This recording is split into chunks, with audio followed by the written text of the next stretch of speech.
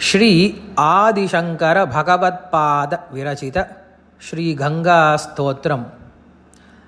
ದೇವಿ ಶುರೇಶ್ವರಿ ಭಗವತಿ ಗಂಗೆ ತ್ರಿಭುವನ ತಾರಿಣಿ ತರಳ ತರಂಗೆ ಶಂಕರ ಮೌಲಿ ವಿಹಾರಿಣಿ ವಿಮಲೆ ಮಮ ಮತಿರಾಸ್ತಾಂ ತವ ಪದ ಕಮಲೆ. ಭಾಗೀರಥಿ ಸುಖದಾಯಿನಿ ಮಾತಸ್ತವ ಜಲ ಮಹಿಮಾ ನಿಗಮೆ ಖ್ಯಾತ ನಾಹಂ ಜಾನೆ ತವ ಮಹಿಮಾನಂ ಪಾಹಿ ಕೃಪಾಮಯಿ ಮಾಮಜ್ಞಾನಂ.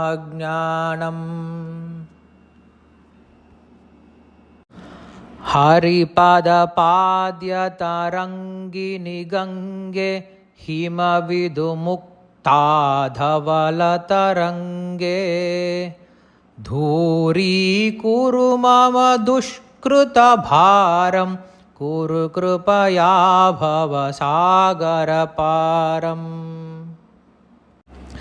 ತವ ಜಲಮಮಲಂ ಯೇನ ನಿಪೀತಂ ಪರಮಪದಂ ಖಲು ತೇನ ಗೃಹೀತಂ ಮಾತರ್ಗಂಗೆ ತ್ವಯಿ ಯೋ ಭಕ್ತ ಕಿಲ ತಂ ದ್ರಷ್ಟುಂ ನಯಮಶಕ್ತ.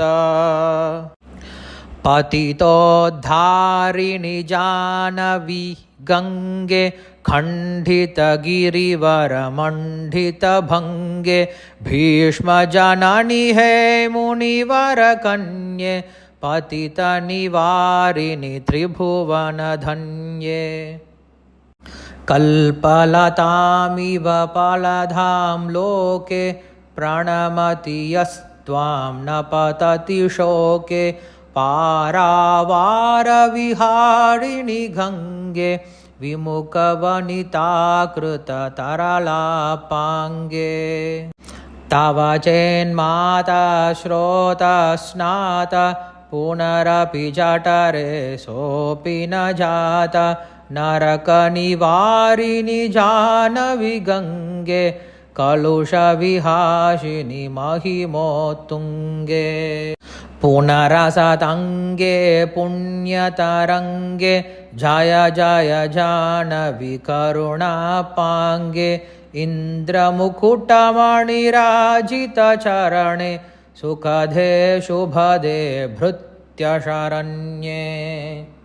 ರೋಗಂ ಶೋಕಂ ತಾಪಂ ಪಾಪಂ ಹರ ಮೇ ಭಗವತಿ ಕುಮತಿ ಕಳಾಪಂ. ತ್ರಿಭುವನ ಸಾರೆ ವಸುಧಾಹಾರೆ ತ್ವಮಸಿ ಗತಿರ್ಮಮ ಖಲು ಸಂಸಾರೆ. ಅಲಕಾನಂದೆ ಪರಮಾನಂದೆ ಕುರು ಕರುಣಾಮಯಿ ಕಾತರ ವಂದ್ಯೆ. ತವ ತಟ ನಿಕಟೆ ಯಸ್ಯ ನಿವಾಸ ಖಲು ವೈಕುಂಠೆ ತಸ್ಯ ನಿವಾಸಃ. ವರಮಿಹ ನೀರೆ ಕಮಠೋ ಮೀಣ ಕಿಂ ವಾ ತೀರೆ ಶರಠಃ ಕ್ಷೀಣ ಅಥವಾ ಸ್ವಪಚೋ ಮಲಿನೋ ಧೀನ ತವ ನಹಿ ಧೂರೆ ನೃಪತಿ ಕುಲೀನ. ಭೋ ಭುವನೇಶ್ವರಿ ಪುಣ್ಯೆ ಧನ್ಯೆ ದೇವಿ ದ್ರವಮಯಿ ಮುನಿವರ ಕನ್ಯೆ ಗಂಗಾಸ್ತವಮಿಮಮಲಂ ನಿತ್ಯಂ ಪಠತಿ ನರೋ ಯಸ ಜಯತಿ ಸತ್ಯಂ.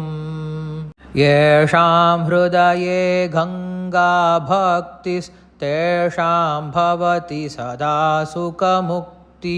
ಮಧುರ ಮನೋಹರ ಪಜ್ಜಟಿಕಾಭಿ ಪರಮಾನಂದ ಕಲಿತ ಲಲಿತಾಭಿ. ಗಂಗಾ ಸ್ತೋತ್ರಮಿದಂ ಭವಸಾರಂ ವಾಂಛಿತ ಫಲದಂ ವಿಮಲಂ ಸಾರಂ. ಶಂಕರ ಸೇವಕ ಶಂಕರ ರಚಿತಂ ಪಠತಿ ಚ ವಿನಯೀದಮಿತಿ ಸಮಾಪ್ತಂ.